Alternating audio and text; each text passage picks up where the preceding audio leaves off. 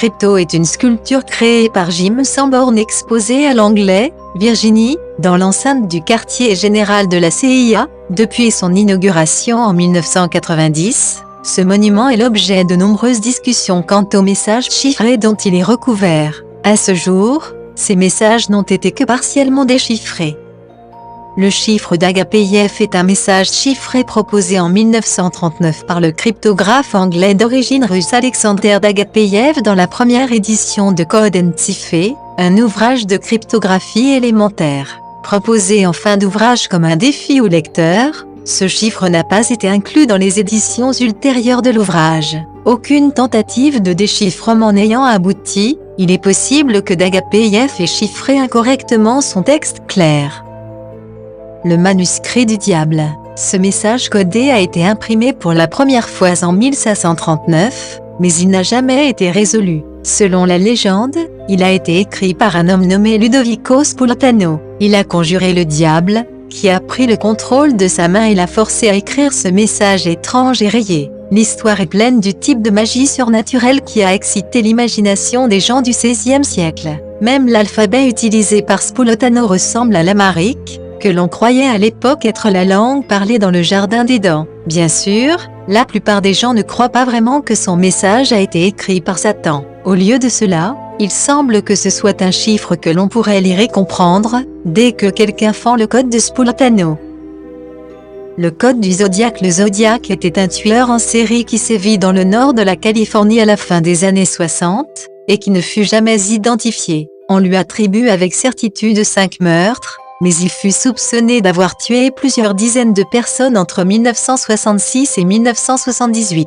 Il était notamment connu pour se livrer à un jeu pervers de correspondance avec la presse locale. Le 1er août 1969, 3 journaux californiens reçoivent des lettres du Zodiac, qui menacent de tuer 12 personnes si ces messages ne sont pas publiés en une. Les lettres contiennent chacune le tiers d'un message codé, qui est censé contenir l'identité du tueur. Le message est finalement déchiffré par Donald D. Bettiardan, deux professeurs d'université, mais à la place d'une quelconque révélation sur le nom du Zodiac, il découvre une macabre confession. Le tueur explique qu'il tue par plaisir, et parce qu'il pense que ses victimes seront ses esclaves dans l'au-delà. Au total, entre 1969 et 1974, le Zodiac enverra 18 lettres à la presse, dont 4 cryptogrammes. Sur les 4, seul le message d'août 1969 fut décodé, les 3 autres restant à ce jour indéchiffrables. Chugboruk. Ce monument du XVIIIe siècle renferme le code qui a inspiré le Da Vinci Code, de Dan Brown. La tablette de 6 mètres se trouve dans le domaine de Chugboruk, dans le Staffordshire, Angleterre. Une inscription est gravée sur le marbre, où Osvav, entouré des lettres D et M. Thomas Anson a commandé le monument en 1748. C'est lui qui y a ajouté l'inscription. Selon certains, c'est une lettre d'amour. D'autres y vont de leur théorie à la Dan Brown, et prétendent que c'est là un message laissé par les Templiers, indiquant l'emplacement du Graal. Des passionnés de la quête du Graal prétendent que la famille d'Anson appartient au prieuré de Sion, une organisation qui aurait succédé à l'ordre du Temple. Or, l'hypothèse de l'existence de cette société secrète a été complètement discréditée. Le mystère a déconcerté Charles Darwin et Charles Dickens. Le chiffre de Dorabella. Le chiffre de Dorabella est le nom donné au chiffre utilisé par le compositeur Edward Elgar dans une lettre adressée à une de ses connaissances, Miss Dora Penny. À ce jour, ce message n'a pas été décrypté. La lettre contenant le message était accompagnée d'une autre lettre datée du 14 juillet 1897. Le message consiste en 86 caractères répartis sur 3 lignes et choisis dans un alphabet de 24 caractères, dont chacun ressemble à une succession de 1, 2 ou 3 demi-cercles alignés dans une direction parmi 8 possibles. Un point, dont la signification n'est pas connue, apparaît 3 caractères avant la fin de la première ligne. Le chiffre de BL. Vers la moitié du XIXe siècle, un groupe d'explorateurs découvre un trésor lors d'une expédition dans le territoire du Nouveau-Mexique, l'équivalent de plus de 65 millions de dollars en or et en argent, qu'ils emportent et enterrent quelque part en Virginie. L'un de ces aventuriers, Thomas Jefferson Beall, confie à un aubergiste local une boîte contenant 3 documents codés, composés de chiffres séparés par des virgules. À un aubergiste local, ces messages indiqueraient l'emplacement du trésor. Béal demande à l'aubergiste de Virginie, un certain William Morris, de ne l'ouvrir qu'au cas où il ne reviendrait pas. Morris a suivi ses instructions pendant une vingtaine d'années, avant de finir par ouvrir la boîte. En découvrant le message codé, il fut complètement pris de court. Il confia les messages à l'un de ses amis, J.B. Ward, qui parvint à décoder le deuxième document en découvrant sa clé, la Déclaration d'indépendance américaine. Le premier, qui est censé indiquer l'emplacement du trésor, et le troisième n'ont jamais été déchiffrés. D'aucuns disent que ces documents sont des faux, d'autres affirment que Thomas Béal n'a en réalité jamais existé.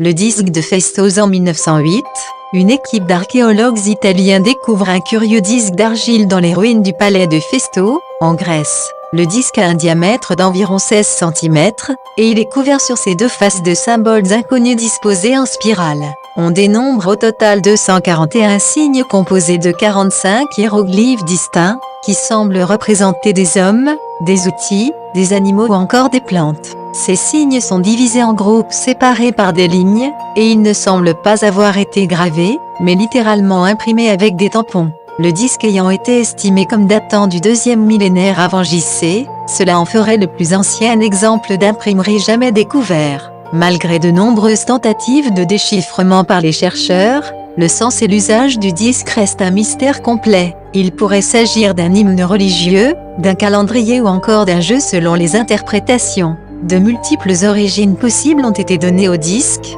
allant de l'Égypte à l'Atlantide, pour citer la plus ésotérique.